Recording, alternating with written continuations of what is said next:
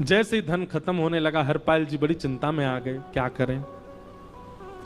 पत्नी को नहीं बताते थे, क्यों बोले इससे तो शर्त लगी, इसको क्यों बताऊं अपना दुख, इससे तो शर्त मेरी यही शर्त थी कि रोज 1000 संतों को भोजन कराना है। तो हरपाल जी ने बाहर जाते और दुकानदारों के यहां से जाकर के कर्जा लेने लगे। वो पुराने संपन्न थे तो किसी ने कर्जा देने से मना भी नहीं किया, सब देने लगे, बोले ले जा। इतना कर्जा कर लिया, 6-7 महीने तक कर्जे में भी उनके संत सेवा बंद नहीं हुई। 6-7 महीने बाद मांगने वालों ने मांगना शुरू किया, बोले हमारा दो, हमारा दो, हमारा दो, किसी का नहीं दे पाए। तो पूरे नगर में ये हो गया कि भैया हरपाल जी अब पहले जैसी स्थिति में नहीं है, कर्जा इनको देना बंद करो, ये देते ही नहीं है पैसा लौटा करके। सब बिगड़ने लगा, धन नष्ट हो गया, इज्जत चली गई, लेकिन उनकी संत सेवा नहीं रुकी, रोज संत सेवा करते। एक दिन मन में विचार करने लगे, अब क्या करूं, अब तो मुझे कोई कर्जा भी नहीं देता, गहने भी सारे बिक गए, धन भी सारा खत्म हो गया।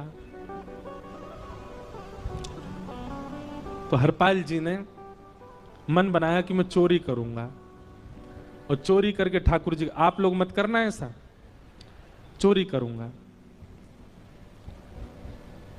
हरपाल जी चोरी करने जाने लगे, लेकिन हरपाल जी का नियम था कि वो किसी के धन की चोरी नहीं करते थे।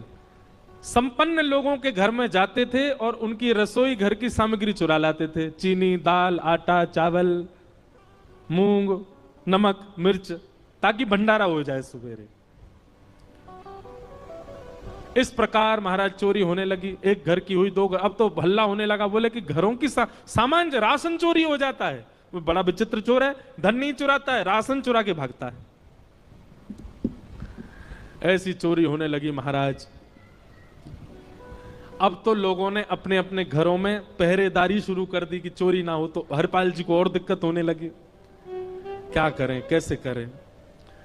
धीरे धीरे हरपाल जी इस स्थिति में आ गए कि अब संपन्न लोगों के यहां उन लोगों को ढूंढते जो ना कभी संत सेवा करते ना वैष्णव सेवा करते, और उन लोगों के यहां जाकर के थोड़ा बहुत धन चुरा लेते, स्वर्ण चुरा लेते। करना कुछ नहीं, अपना घर नहीं बनाते थे, बसाते थे, संत सेवा करते थे।